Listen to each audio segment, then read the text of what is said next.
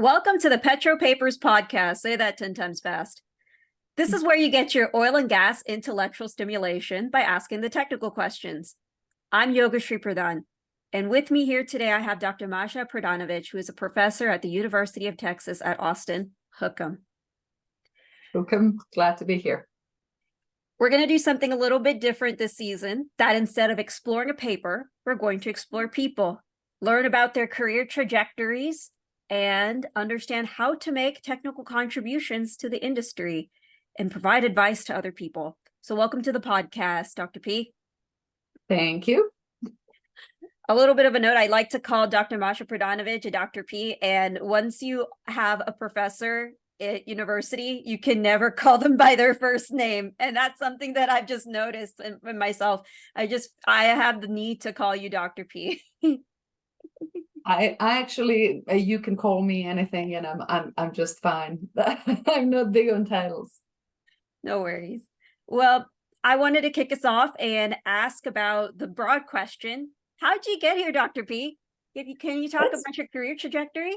A great question. My joke is that, when you're going through porous medium, you have quite a tortuous path, and such is mine as well. Let's put it this way.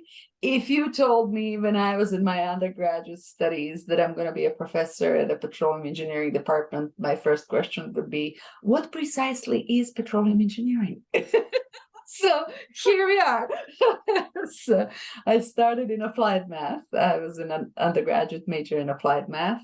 It's fair to say that back in the day, and I'm going to soon quantify how old I am, so I may as well. So I was in high school from 1991 to 1995. And back in the day, well, I was not in United States, but back in the day, let's say that some event like Explore UT, where you have this open university where you show up and see what all the departments are doing, that wasn't a thing.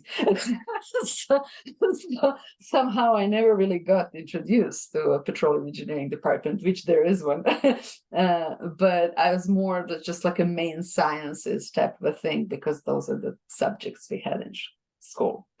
So I loved math and physics. I decided to study applied math, had a lot of fun with that, and then decided to go for graduate school in the United States. So I came to Stony Brook University, or State University of New York at Stony Brook, Long Island in New York. And I was also computational applied math. I've always loved fluid mechanics, so that's what I picked as a topic. And that's where I met my advisor, Brent Lindquist, who worked on this porous media. And that's how I initially got introduced. But notably, when he told me he has a project on porous media, I asked, what is a porous medium? So here we are, 23 years later. I'm again a professor in petroleum. I think I'm going to start answering some questions in this, how this purchase path got here. But part of it is also how one always has to be open to something that is new and that is more normal than people think it is. So if you could chart your path in your undergrad of how your life is going to look like afterwards, that wouldn't be the world we live in, really. I don't think that other people can do that, right? So you always have to be open to these new possibilities. And one of the new things when I started my PhD, and pretty much nobody knew about it then, was X-ray microtomography for study of rocks.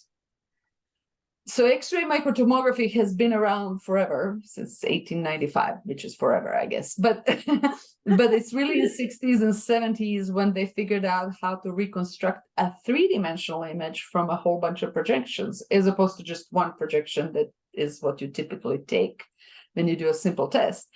And it took time to develop X-ray sources that are strong enough to actually go into something that is as dense as a rock. So that started in 1990 or so.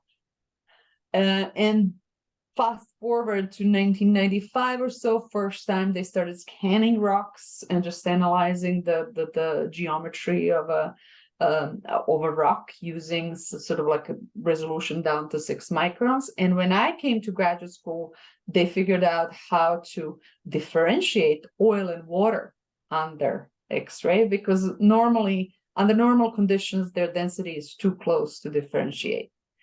And they started doping one of them with like iodine and bromine to be heavier. And then we could, for the first time, see how oil and water partition when they compete for the pore spaces in the pore space. So I came along to school right around that time, right? Which is one of these serendipitous things. And you start working on a problem. And next thing you know it, I was at the University of Texas for a postdoc, working more on flow in porous media again and displacement. And one thing led to another. And I stayed then as an assistant professor, an associate professor, and here we are. Awesome. Sorry for a long story. No, I knew this was going to be elaborate and that's why I wanted to invite you to the podcast, because I was just very fascinated with your story when you gave your introduction when I was in your geomechanics class 10 years ago. So I remember that, and it stuck with me for quite some time. You had the short version of it, but I wanted to hear the long version today. So I think it was just like, oh, cool, yeah. I'm a person who says yes too much. We had that conversation privately. I have to say no more often. That's my life task. But part of it is like I get excited. It's like, yeah, let's go study that, right? exactly. Everything is fascinating, and then the other thing is everything is fascinating. So the other side. Yeah. So I know you touched upon this a little bit, but I wanted to hone in on technical growth. And I know part of it is saying yes, and part of it is not knowing what's going to happen in the future. But could you pick out some key inflection points when you were pursuing technical growth? Like, how did you, like, is porous media, is porous media like everything that you've always known? And like, I guess what inspired you to go from math all the way to specifically to petroleum engineering?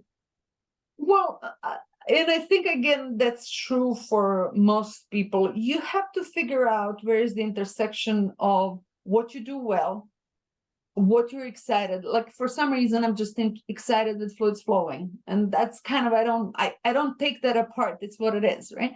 And I taught geomechanics too. It was fun to break rocks as well, but not for me, not as much fun as fluids flowing. So I do have to say that teaching geomechanics and learning more about it was definitely something that I enjoyed immensely. But at some point, you also have to kind of focus where is my biggest contribution, right?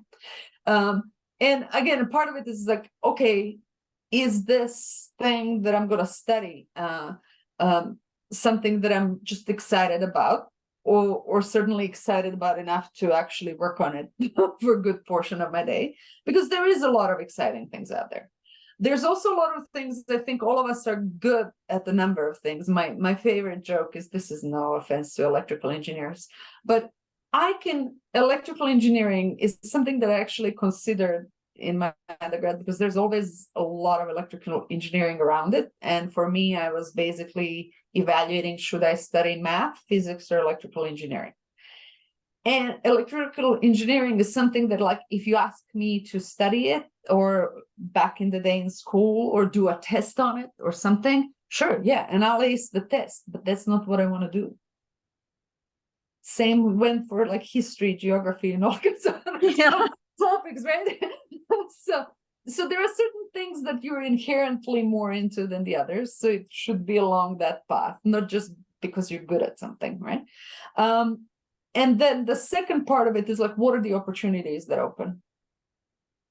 And for me, as I started studying, or like I got into this analyzing, so it was a lot of image analysis, analyzing X-ray images, and that, to this day, combination of that image analysis and the flow simulation within continues what I do, be kind of the meat of my research program. And it just certain opportunities open. And one of them was actually coming to UT Austin. And it's there, like they're just like there was an opening, and I just seriously sat down with myself in some sort of decision-making process. Do I want to seek? I always knew I want to teach. That's another thing that I just simply know about myself, that I need to be at some sort of a teaching career and a research career combined. So here we are. So basically, do I fit into a applied math department better than engineering, knowing that I'm actually a hybrid at this point, right? Mhm. And the answer was that I actually fit better in engineering. And I applied and I got the job. So Nice. here we are. So Wonderful. part of it is definitely where the opportunities open. And at some point the path takes certain shape, and that's fine. Awesome. Definitely being open to those opportunities, and it's not always about what you're good at. And that was something I had to embrace at UT. Those were the 4 of the most formative years of my life, and not every single subject in petroleum engineering was something that I got immediately, but it was something that I was still really happy about pursuing and happy about studying. So I wanted to talk a little bit about, I know you touched upon this a little bit, but your research projects, or what's the current research that your group is doing right now? I've been wanting to catch up on that too. So I continue to be interested in flow problems and basically developing new methods for simulation of different flow phenomena. And it's actually interesting how I actually have my little favorite jar.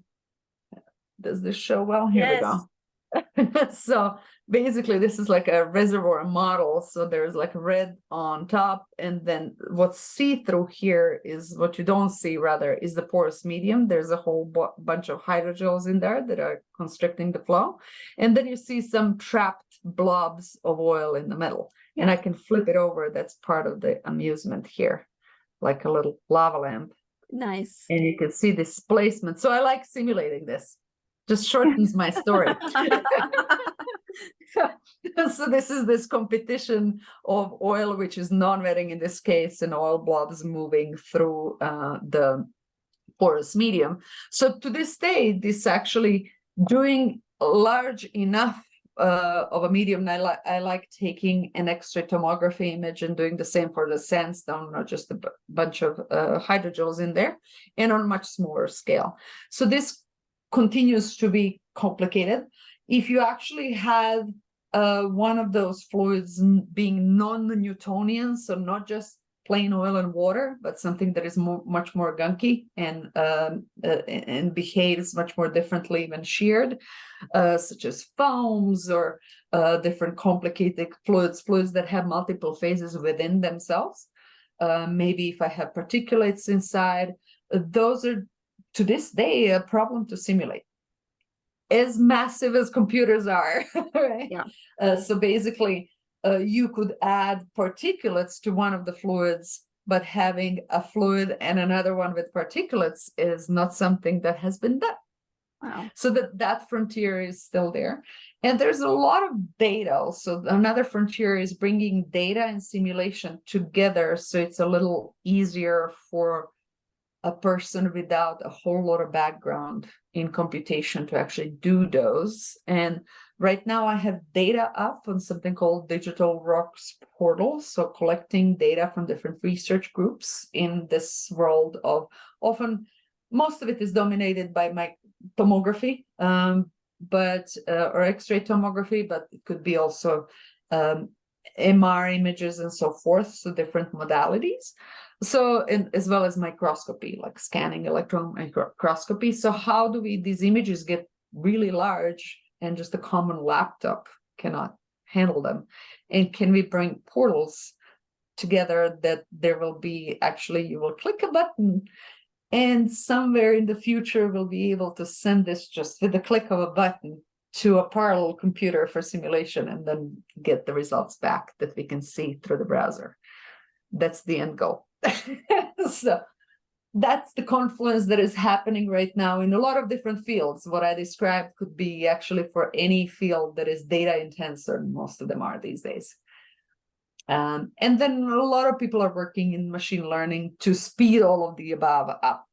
And I am as well, though my primary interest is still just like, well, how do these phenomena happen? And can I speed them up? Not really studying machine learning itself. Absolutely. Now that's really good that you mentioned that. I was curious to know about using the supercomputer that's at UT. That's a part of that'll be a part of your project Yes. as well. Right. Yeah. Awesome. And again, a lot of people are in this type of intensive computing. It could be on molecular scale, just molecular folding and things like those, or like the reactions themselves. Or it could be just on a little larger scale that kind of averages much more. That would be the scale where I'm at. Though a lot of people still say, oh, that's small too, because of course in petroleum engineering, we go to the field scale. And you have meters to kilometers, and that's equally intense simulations. So there's no lack of problems, which is also why we like subsurface, right? Yeah, that's amazing. I can think of Never a numerous lack of problems. directions, the number of vectors that are in that you can derive. Yeah, the number of directions of fluid flow in porous media. I'm overwhelmed already. But that's part of what keeps me going, because there's no lack of interesting problems, right? Right. So I was meaning to ask you, because we have many, I look at the listeners, I'm really into data, and I look at the analytics of my listeners, and a lot of the listeners, of course, are petroleum engineers. Some of them come to me and ask me about technical contributions in the industry, and they're looking for some guidance. So I was curious to hear from you what some advice you can give to our listeners on making technical contributions to the industry. Like what can they do in order to like make their contributions known, and just for them to make technical contributions. So, well, part of it is wanting to, or having a drive to actually start and complete the project, right? And I think that's the hard part. So one should start from a good conference or some sort of talk where you get excited about the project. Then the second part is figuring out how to carve the time out to actually work on it. So identifying what it is that you need to learn, which I think we're a little bit spoiled in terms of number of ways we can learn. At the same time, the hard part is finding the time to actually do that, right? Right now, when you look at the hours and hours just of YouTube videos or all kinds of guidance that you can go through, and the potential is there. However, the day still has 24 hours, right? Yeah. So this is where you have to, this is where the time management comes in, where you have to figure out how that your wish becomes an actually plan that can be executed. And then persevering in doing it. So at universities, if you pursue a graduate degree, you have advisor in the program to keep you moving. I don't think that that's necessary. One can be self-propelled and work with your team or with some people that you met at a conference, but you do need accountability. So how do you set up accountability? Exactly. Maybe you can come up with a YouTube channel and then you tell your followers, this is what I'm doing. And that's accountability. Yeah. Or your cat or your dog or yeah, whoever else supports you in life, that will basically somehow make you accountable. But I think figuring out submitting an abstract to a conference will also make you accountable, and then you will complete some of the work, and just always understand that it's never going to be finished and never be perfectly happy, and be happy with moving it along, I think is the key. Wow. Yeah, just knowing that there's a start, there's an end, having that commitment to it, knowing that it doesn't always end when you want it to end either. No. Yeah. That's okay. And that's okay. That's okay. Well, there was one more question I wanted to ask you before I let you go. And I know you touched upon it a little bit after when I mentioned how overwhelmed I was with the research. But really, what drives you as far as solving solving oil and gas problems? Well, I do think part of it is accountability. For me, though, at this stage, is the joy of working with students. So I think that's kind of the bottom of it. Joy of working with people. Right? So it's yes, doing what I like doing, and being accountable to other people. As what moves it. I don't want to work without people, right? Yeah. With all of my programming that I like doing, I ultimately work for and with people. So I think that's kind of the joy that I have. And you're absolutely right, because whether if it's industry or whether if it's academia or research, it's a people business at the end of the day. I mean, I don't like Yeah. using the word business, but it is about relationships, it's about working with Yes. people, it's about inspiring them, it's about seeing how they can grow. And that's why I always come back to professors, as far as, because they've always motivated me, inspired me, and you in particular have inspired me. So And I love where I work, but I also have an understanding that wherever I go, I would find people. exactly, that's so true. Well, Dr. P, thank you so much for your time on the Thank you. podcast. And I guess see you at the next conference. Yeah, see you at the next conference. Not sooner. Yeah.